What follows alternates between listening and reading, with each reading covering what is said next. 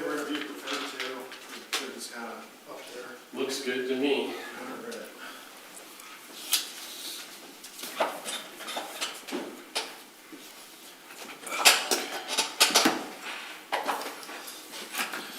Oh, it feels good in here. Heat. Sometimes I think I'm living in Florida anymore, it seems like. But, I'll take it. yeah, that's true. It's better than the alternative, right? So.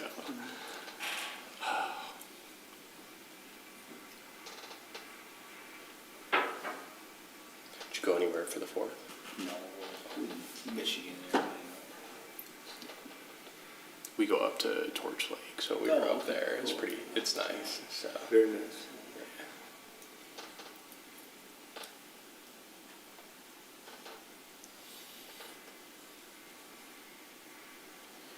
A lot of people do, I'm sure. Oh, it's crazy up there. Doubles. They do the Cherry Festival in Traverse City, so Oh, okay.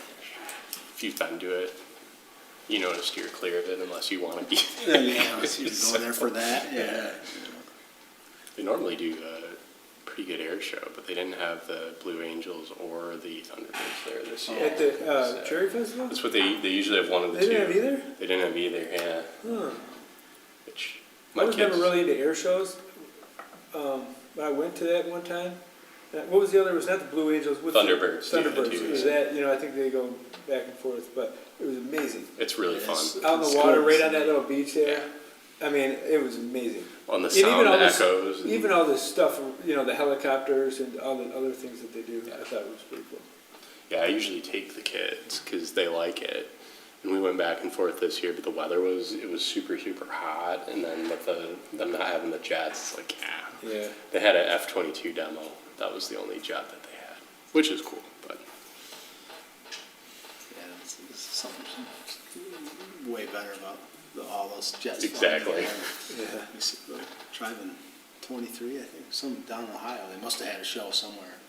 We saw them driving, but. Oh, you did see them? Yeah, it's still cool to see. Oh yeah, that's amazing. Anytime you see it. no, I'm sure they're booked up pretty tight. I'm guessing that's why they weren't there, Yeah. booked up somewhere else.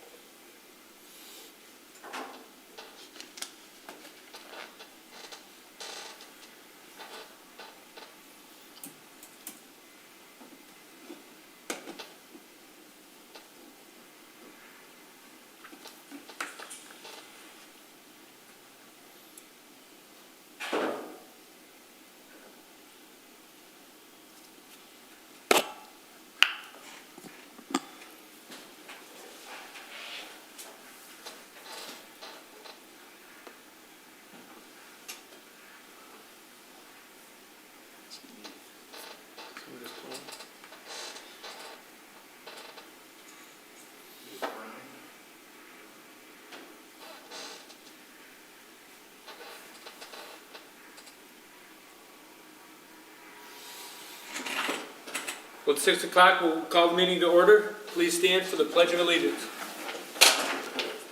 I pledge allegiance to the flag of the United States of America and to the republic for which it stands, one nation, under God, indivisible, with liberty and justice for all.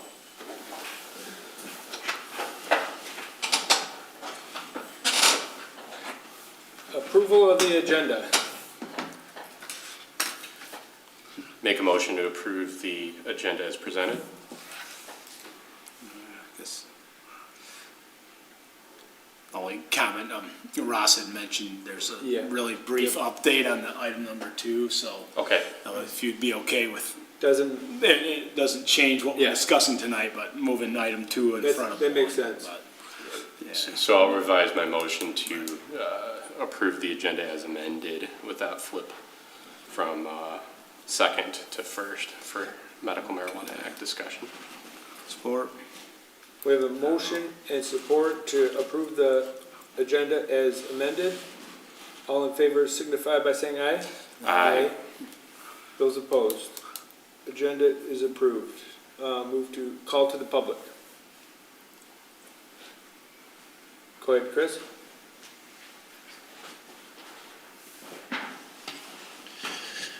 Chris Rapetta, Just wanted to, make a comment on the accessory buildings. I know I haven't commented much so far.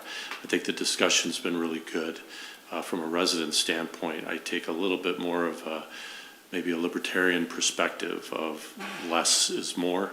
But we can have a tendency to over-engineer too many different things and items from my perspective as far as restrictions and on to the public and their use of their property. I think, placement of accessory buildings is important, obviously for the look and feel, especially in residential areas, not so much in areas where there's larger land plots and things of that nature. But we almost have sounded in previous workshops or meetings that we're trying to over-restrict, dictating what people can use them for in that particular perspective. And I just wanted to just express my concern as a resident not to overdo it either and take a little bit more libertarian approach with regard to that kind of regulation and just consider people's right to use their land in the way that they would like to see fit. So that's all I want to mention. Thank you. Thank you.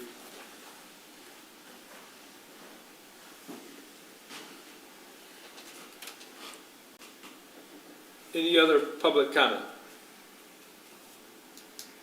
Hearing none, move to old business, item number 2, medical, I don't know if it's still 1 or 2. Well, old business item, Michigan Medical Marijuana Act, caregiver regulations. Yep, so just give an update on that. We did get the draft over from Mario with all of the latest revisions that were discussed the last time we reviewed it all. I did confirm that we still have Laura Genovich on retainer, who is one of the leading experts when it comes to the MMMA. So I sent everything over to her, and she indicated that she should have the review available by the end of this week. Awesome. All right, so that, I was always unclear on that, like, she's under contract for that as well. Yes. Okay. Yep, for both renewable Yeah, energy as well as she's marijuana. very good. I'm sure she's just as good at the marijuana ordinance as she is the renewable So, energy. I'm optimistic that we'll get that in the near future, possibly not by tomorrow, but as soon as I receive it, I'll send everything over to all of you. And that's where we're at. Very good. And that's their review of Mario's draft. Correct. And all of it. Okay, Yep, nice. And we can also have her available. Yeah, I for think- public hearing. I think that's, yeah, so we haven't scheduled that yet. No. But, so probably the next regular meeting, if we have her comments on the draft, Yep. then we can review that, come up with additional questions we have, just to use her time. She's expensive, so then we'll schedule a hearing and have her at the hearing all in one. We can ask questions or, Yep. knock it all out then. That's a reasonable Makes strategy. sense. I would imagine any changes are gonna be pretty small. Right. Which we can make after the public hearing. Sounds good. Any other discussion on MMA? No. Well, thanks for the update that on Ross. Moving to old business, item 1, accessory structure standards. So, as far as this topic goes, my goal, I was hoping that we could at least have Garrett here so we have the majority of the planning commission to kind of further prioritize what we want to whittle down from the standards, because as we've all previously discussed, we know that we kind of want to review every single aspect of it, but we've identified some priority items based on both the number of PC and ZBA applications we get related to accessory structures, as well as the types of calls we frequently get in the office. And those items are primarily going to be the ADUs, which is going to be a more in-depth, more complicated review process, because we are creating that from scratch. Some of the other ones that we did discuss previously are allowing up to 1,200 square foot as the maximum size for a detached accessory structure in the zoning districts that currently have an 800 square foot max, knowing that we have the review process with the public hearing through the planning commission to go up to 1,200 already, and every application we get gets approved. So kind of want to focus on that to alleviate a burden on residents, and just because times are changing, people have more belongings, more items to store. 1,200 square foot is likely a more reasonable number, in my opinion, and many people's opinions, especially assuming that the lots that they would be located on, it would be subject to compliance with the current lot coverage and setback requirements. In addition, another one of those items that we do get a lot of variance requests for are front yard accessory structures. Right now, the ordinance requires that the minimum parcel size is 20 acres to even consider a front yard accessory structure. For that reason, in my entire time here, there has only been one property where I have issued a front yard accessory structure without having to go for a ZBA variance, because they met these very stringent requirements for front yard. It needs to be a 20-acre parcel, and it needs to have 466 foot of road frontage. There's a setback requirement, minimum setback in the front yard, I believe is something like 250, and there's also a separation between the principal structure and the accessory structure, which I've researched, and for the life of me, I can't figure out why exactly that's necessary. Yeah. Other than if it was designed only for agricultural type uses, in which case, I mean, the yard location shouldn't factor in anyways. Yeah. So that could be an easy one. That is a very small subsection. That's something that, you know, we can talk about. If we agree on some numbers, I can just draft that up, or we can have Mario draft that up for review with the full planning commission. Both that and the 1,200 square foot, I personally believe that those are the quickest, easiest ones to start checking off. You know, before we get into the ADU type stuff, which is going to require a lot more thought, time, effort, research, etc., to model a new ordinance specific to our township here. So I guess I'm looking for your three thoughts currently, specific to the front yard accessory structures. And John, I don't know if you can bring this up really quick. I can tell you where it is if you have the ordinance from the website.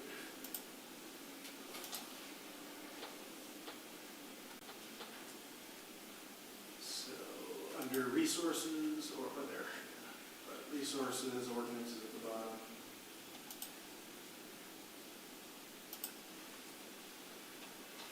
Then we'll go to the second drop down is going to be by section. We're going to go to Article 21.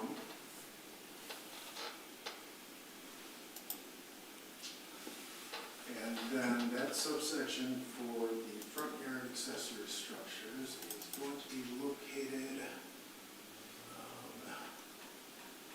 on page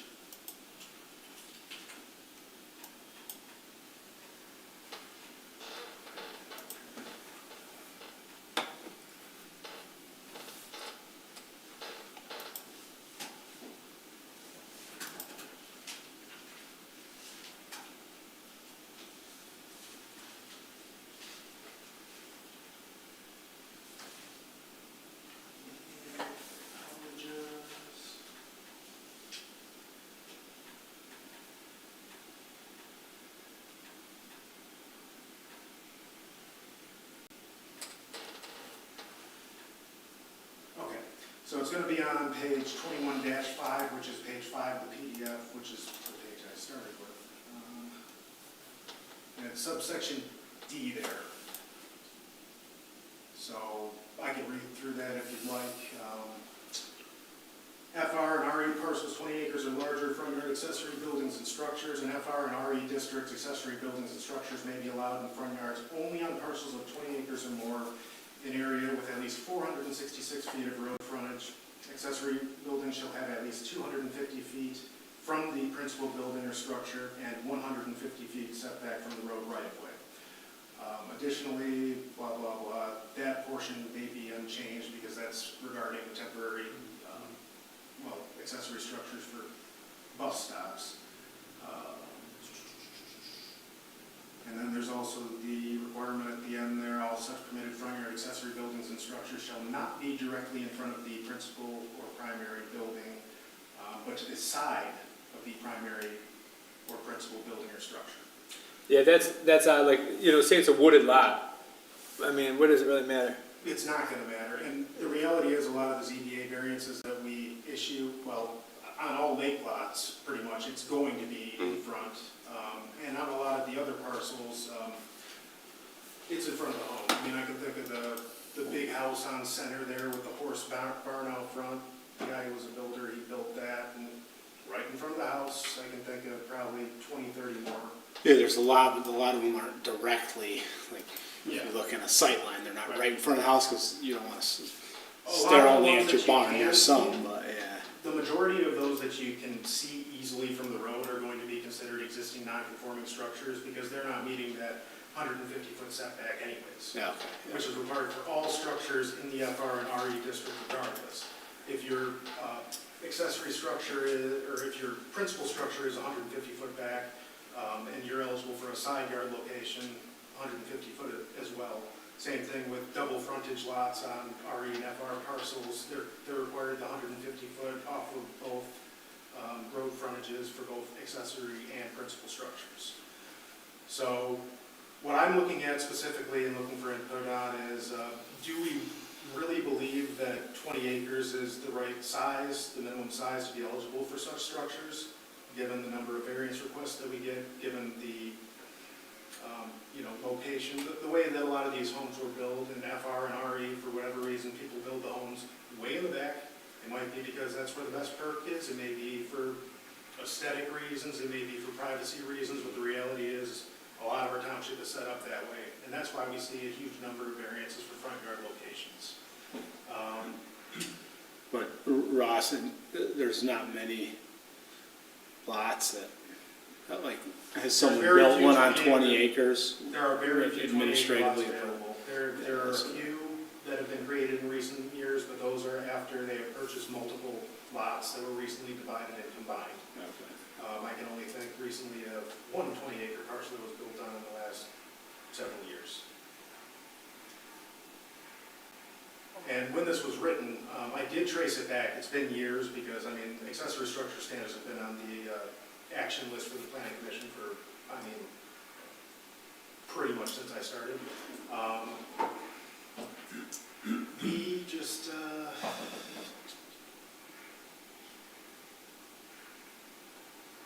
Yeah, I don't know. I don't understand the distance from the house to the structure. How would that make a difference? I Keep think them I spaced traced out on the lot, but I don't know why that's necessarily desirable. So, If memory serves, this existed since 1985. Get a good if not exercise. 1965. Yeah, okay. I want to say. No, it's been- my thing is,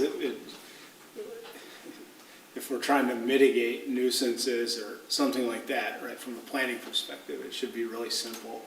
That way people can follow it, right? And then, like this, no matter what you do, if you're trying to do something in your front yard, you gotta go for a variance. The way it stands, so to me, 10 acres, like the lot on the corner of, they were just at the ZBA, the Fawcett and Runyon Lake, Mhm. the new build, Yep.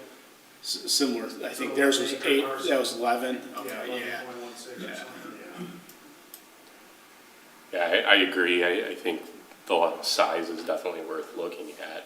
I mean, maybe even under 10 acres, you could probably have a parcel where, like you were saying, Ross, where the house is way in the back, you could comply with all the other requirements and not even be visible from the road, with less than 10 acres even probably. Yeah, and of So- those variances we get, they are typically between 5 and 10 acres. Yeah. I mean, 10 acres is on the larger side of it, but each year there's fewer and fewer 10 acre parcels. Yeah, because the 150 is our front yard setback, Correct. right? In FR and it's 100 in RE. Yeah, for But this one requires regardless 100. 150. Then again, this was put in place, as I mentioned, either 65 or 85, and that predates likely even the RE zoning district. I think if they changed it, they just added it to RE. Actually, it would have all been. No, and like, my AR back then. point I was getting at is like, if you have one spot where if you want to know what setbacks are, you go there, and now we have a setback schedule regulations, Yes. plus we have this. Yes. So to me, it makes sense to define a lot size that's a minimum, and then take the setback language out of this, but we'd want all of us Yeah, I mean, together to review it, but just my Instead thoughts. of, if you choose to go that route and you don't want to have all of these special setbacks, you could just say, subject to lot coverage and setback requirements of the zoning district. Mhm. And that would trim a lot of the fat out of that. Ross, what is the accessory structure side yard setback for FR and RE? 20 foot. 20 feet, I think that's pretty good. I mean, you know, I guess, you know, there could be a scenario where you got houses that are all in the back, say it's a lot of, bunch of uniform lots, or the houses all are in the front, and they got their accessory structures in the back, and then now someone wants to come put a barn right next to someone's house. I mean, you got 40 feet between them. I mean, you know, it's not, And in most cases, you got your own sometimes land. it could be, create nuisance, but could It's create absolutely buffer. possible. It could, but I mean, you know, you got your land and they got theirs. And Hey, John, does that include gazebos and accessory buildings? Gazebos have their own specific subsection in the supplemental district regulations, and that's also an item that we want to look at, because those are also seemingly, at least from my perspective, unreasonable. I mean, you can build all sorts of different accessory structures of different sizes, but once it's considered a gazebo, it can't exceed a certain height, it can't exceed a certain floor area. That's another thing that we do need to get to down the line, but it doesn't come up quite as frequently. But it's not in that section. It is in Article 21, but it's not, yeah, Sorry for the interruption. no worries. well, I think the lowest hanging fruit on the accessory structure overall task item is the 1,200 feet instead of 800. I mean, I think we've talked about that and no one's really opposed it. So I think it's worthwhile at least drafting that up. It's probably going to be simple, a couple red lines. That's an But- easy one. But that way we can, you know, start getting some action going. I All we've done really now is talk, but if we can get a little bit of markups on the Word document, is that what you're gonna do, or PDF or whatever, but Yep, I can red just line, put it what you together. changed, Yep. and then we can discuss it, you know, we're by no means taking action on it today or saying we need to do this, but just, you know, we don't wanna give Ross a ton of tasks to go mark up if the majority of the planning commission is not gonna support it. But I think that one we're safe to go forward Makes with. sense to make it simpler for people who are trying to, right, they're trying to do the right thing. Build a barn and store things in there so they're not storing it all over their yard. Yeah. So Yep. it's, and then, It ultimately reduces nuisance right, factors. and they end up getting dragged out month to month for Oh, yeah. meetings. is The way one it thing on goes, that, but though, there is part of it. It's And good. I just now thinking this, and I'm in favor of doing this, but I think one maybe slight concern is now people say they got a 1 acre lot or less. And they're meeting all the size requirements, they're meeting all the requirements, except for now they're saying, gotta build this 1,200 square foot barn, it's allowed, but now I can't because my septic's here and I need to have a setback variance. Now, to me, that's not, you shouldn't prove it as a variance because you don't need to have that big of a barn. This is just if it fits in your lot. Yeah. You know what I mean? But now people could say, well, it's allowed per the zoning We do that district. Anyways, right now, I mean, there's been applications for beyond the 1,200 to the ZBA. Okay, yeah, and I Yeah, get it. which, like in that case, though, John's hypothetical scenario is a small lot. That Small one was lot, like a yeah. 5 acre. That was different. 6 That acre lot, one was but- very unique. It was, And that's yeah. what the ZBA is for, right? The unique Right. scenarios. But I just think that if you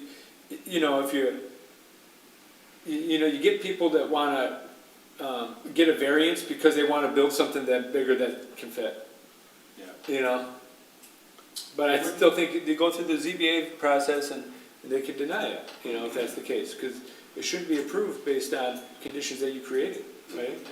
If it's a very small lot too, depending on the size of the house, they may not even. They may not meet the lot coverage. Which would drop the variance anyways. Yeah, it was just a thought. I'm in favor of doing this. We've looked at many, And, you know, I'm not saying it's a waste of time, but, you know, we could, Yeah, it's It good could to be- draft it and look at the language, see if there's something we could, yeah, make that's all we can sense to say, do hey- now, so Ross, move forward with drafting that, and, permit it up to 1,200 as long as there's no we can, infringements on setbacks. or we Otherwise, could, it's 800. we could, Who knows, but. as long any as further we're- discussion on it, I'd rather have. With more- everybody. With Yeah, everyone. for sure. So that's good, I can have that available. I think with the accessory dwelling units, public comment we received in other discussions, I mean, there's definitely gonna have to be a balance of regulating, but still not over-regulating, because there's potential nuisances that we gotta control. But it's a desired use based on your information that you provided, based on, you know, resident inquiries and also the survey and the master plan.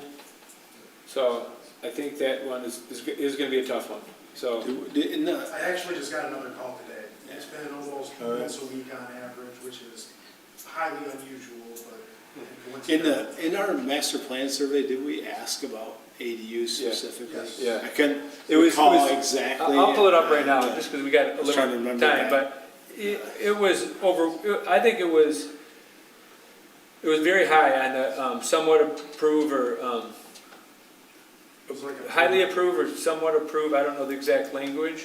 Yeah, no, it's fine, I can look it up. No, John, but you're we'll good. just go, General consensus, if I mean, we don't have too many topics today, so we probably don't have much more to go over, but Ross, just because I'm curious, are you getting calls about wanting it changed, or they're just asking if they can They're construct? asking if they can do it. Okay. Last week I had one on Germany on, I want to say an 11-acre parcel who was asking about it. I explained that if you're able to accomplish it as an addition to the home, then it could potentially be done with shared living space. And she said, no, that defeats the whole purpose. That one was for an elderly relative.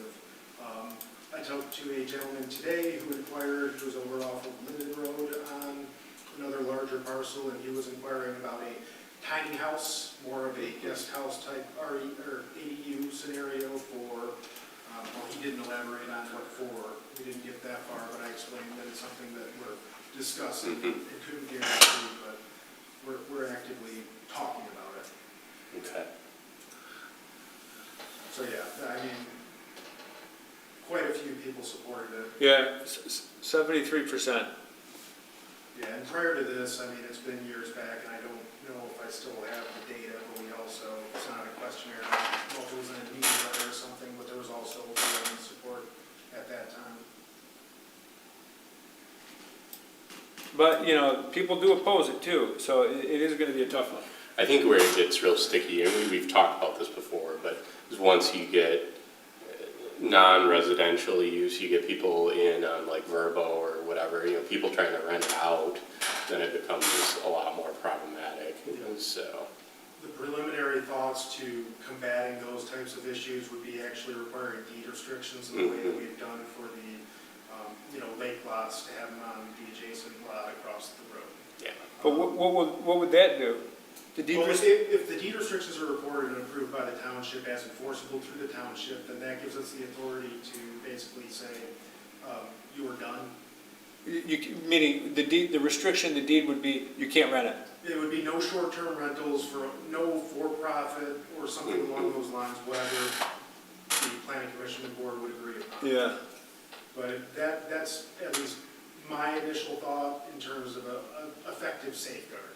Because while we only have one example of the accessory structure on adjacent lot thing, works fine with that. We actually had a sale of it since, and those are tied together, and everything went smoothly.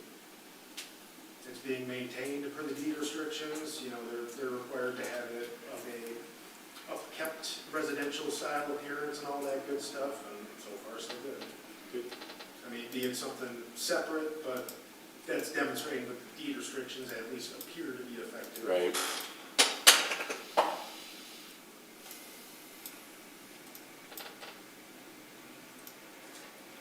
So the other one is the front yard accessory structures, 20 acres or more. I definitely think something to look at. I would be happy with 10, maybe the I don't know, the 460, what is that? The road frontage, I also could not figure out the reasoning behind that. Yeah, to me, the 10 acres and the footage requirements in this paragraph don't make sense. You Like, could say that as long as it's a conforming lot, it conforms with the minimum lot width for the district, then, because right now it's 250 feet in FR and 200 feet in RE for a lot. And if you look at the way that a lot of our larger parcels are set up, they're long and narrow. Right. I mean, throughout most of the FRRE areas in the township, they're like that. Very few. So this would be roughly like a quarter of the width and 4 times the length would 20 acres would meet that. So that, you could have, it could be more narrow. I mean, 466, you got, say, a driveway into side yard setback, The other reason you can tell this is outdated is we do not use road frontage anywhere else in the ordinance. It's lot width, which is measured at the parallel between the two side yard lot lines at the front yard setback is how we measure for newly created parcels. Yeah, like what, yeah, that should be changed because like the flag lots, you might have 30 feet of frontage because you have just like a little strip for your driveway and then the lot opens up and then your house is still way in the back. Yep. So right there, it's like just not allowing it. Yeah, exactly. Flag lots is the biggest one. There are flag lots that probably push the 20-acre size that just can't meet that. But even if it was a 10-acre parcel, so I think I don't know about all these values. The 150 side setback is appropriate. Or 150 front Yeah. road right-of-way setback.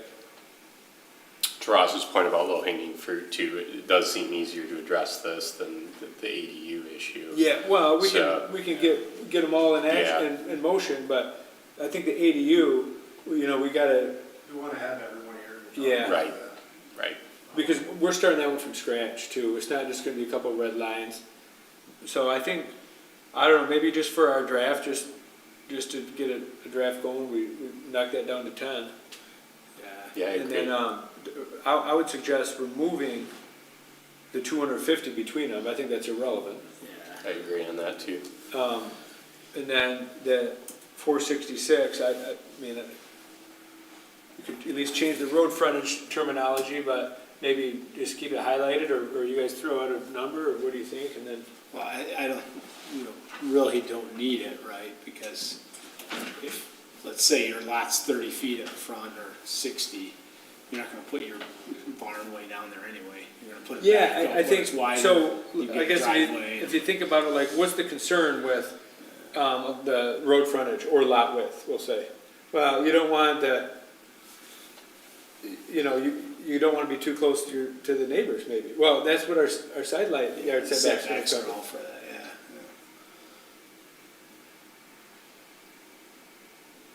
Might- So- I mean, to start, I mean, we could remove that. Leave that part highlighted, maybe Then we can discuss it with the whole. discuss group. it, yeah.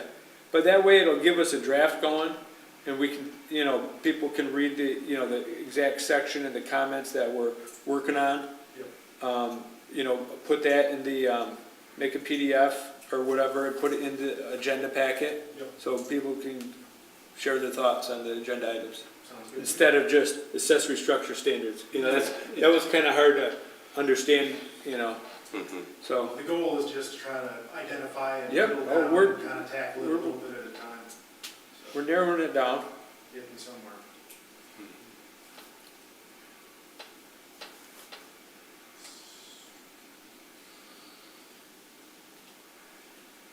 Any other discussion on accessory structure standards? Oh, I can't. It's only 3 of us here. Yeah. So we're Right. good. No, God, We're good now. You Yeah. throw out thoughts. Yeah. So, I think we're good there, Ross. Moving on to new business, there's no new business. And moving to call to the public. Becky, go ahead.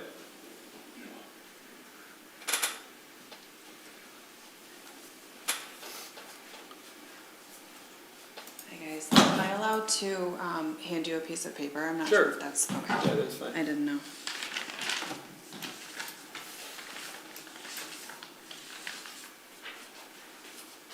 Sorry, I'm running low on ink at home, but I'll give you that one. All right. Yes. And thank you guys always for all this support, I appreciate it.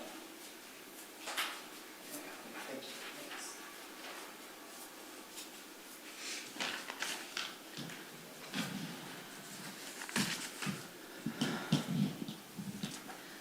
Good evening. My name is Becky Millark. I'm a resident and a business owner here in Tyrone Township. And I do want to thank all of you, the three of you. You guys have always supported our business at Bare Naked Wood, so I do appreciate that. I'm not here to create any chaos. I'm just here to state facts. I'm here tonight to address something that's completely unacceptable that happened at last night's meeting. While the meeting was in session, one of the current Planning Commission officers was observed texting with a former commissioner. I have the photo evidence, which I just gave you. And the content of those messages was very appalling. In those texts, this Planning Commission commissioner made several offensive remarks about residents, people sitting right there in the room. One of those comments was directed at me, and it read, "Oh my God, Becky's ass is so huge." He went on to say that another resident, Jim, needed to drink bleach, and that Jeanette is nauseating. This is targeted harassment.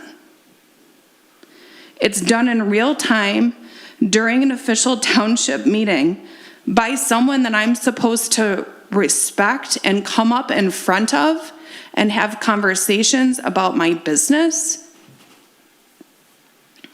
You guys have always been great. The three of you have always been great for us. And this is not targeted at you. This just has to be, the township has to know about this. This behavior is morally disturbing. I'm literally mentally a little not okay about this comment being directed at me. And I can't even imagine the other people that read that same stuff. This also could be in a violation of the Open Meetings Act. If he was discussing business during those text messages, he's also seen texting Herman Ferguson and Scott Dietrich and some other gal, Allison something, I can't remember her name, sorry. Let me be clear. This is bigger than just a few crude comments. This speaks of character or lack thereof.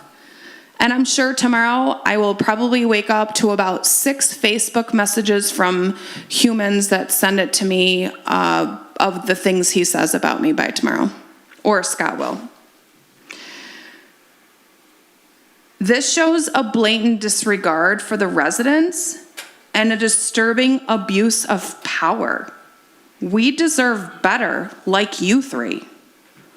I'm asking this board if this kind of behavior is validated by your code of conduct, your ethics policy, and your basic human decency, then keep him. If not, this toxic man that is saying disgusting things about residents cannot be making decisions when it comes to businesses like mine. I cannot trust that man. How can I ever look at him in the face again? Thank you, guys. Thank you.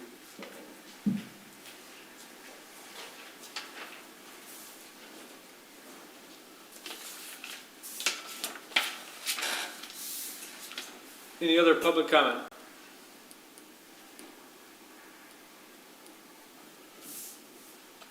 Hearing none. Miscellaneous business. Anything from the planning commission? No, just, yeah. next meeting. That's all that's, Yeah. I think. We talked about marijuana, we'll have a update on that. Attorney review and accessory structure standards, we gave Ross some direction on that. Anything else, Ross? There may be some applications, some minor site plan amendment applications. As you're aware, we have the Forgot. cemetery, we've got the Marigard, and I think those are the two that we were anticipating in the near future. So depending on when we receive them, once I get it, I'll send everything over and see if we have adequate time to include it on the next. Yeah, okay. I think during that planning commission meeting, we can determine if we need a plan of review. I don't Yep. necessarily think so Typically, for we the don't- storage units, but Yeah. the, well, we haven't really seen the application for, Yeah, we'll take a look, The see what we cemetery. need. Since it's a minor change, it's essentially an attachment to the approval documents. Yep. Like we did for the preserve, they just had a sketch that was kind of added on for their storage building we did, I think, Yep. last year, and a few other little minor ones. So you have discretion when it comes to how yeah, detailed the plans need to be, et cetera, et cetera. So we can discuss that, see if any formal reviews are necessary. Just because we don't always do it doesn't mean that we can't do it. We'll just need to charge escrow. I forgot on the cemetery one, was that decided minor? Yes. That was my recommendation. All right, yep, so those can be handled at one meeting. Yeah, they're in the If we- process of putting together all Yeah. the information, so Okay, that's all I have. all right. With that, I make a motion that we adjourn. Support. Motion and support to adjourn. All in favor signify by saying aye. Aye.